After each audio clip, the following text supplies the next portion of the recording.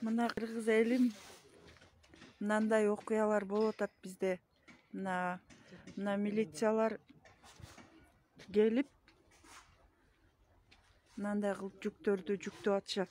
Бул жерде бир жетим эки кыз, бир баласы менен күйөөсү жок кыз жашайт, инвалид.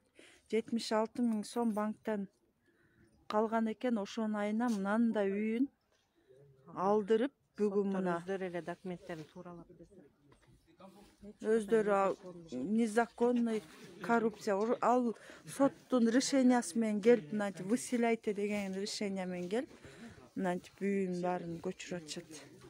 Ушундай корос менен мындай чоң үйдү элестеткиле 76 000 сомго алдырып койду. Ыйлап атат. Ичинде эки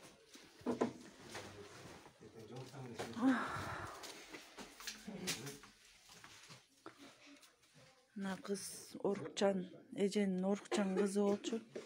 Чоң кызы баласы менен. Мына кыз утуруп приступ кармап, аябай жаман болуп атат. Эмне кылышыбызды билбей жатабыз. Ошо элдерден жардам болуп калар, силер да группаларга жөнөтүп койгула.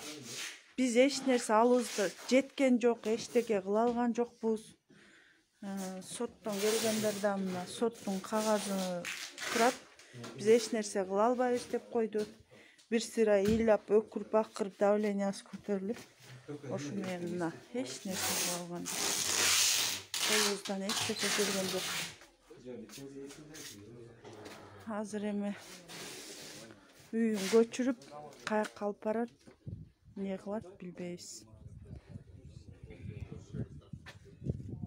Ушуну группаларга жөнөтүп койгула. Сураныч, жардам берип коюлучу ушу жетим кыздарга. Орукчан кыз, баласы да Орукчан экен, бир клапан иштебейт экен, эки инвалид болуп атат ушундо. жетим өзү.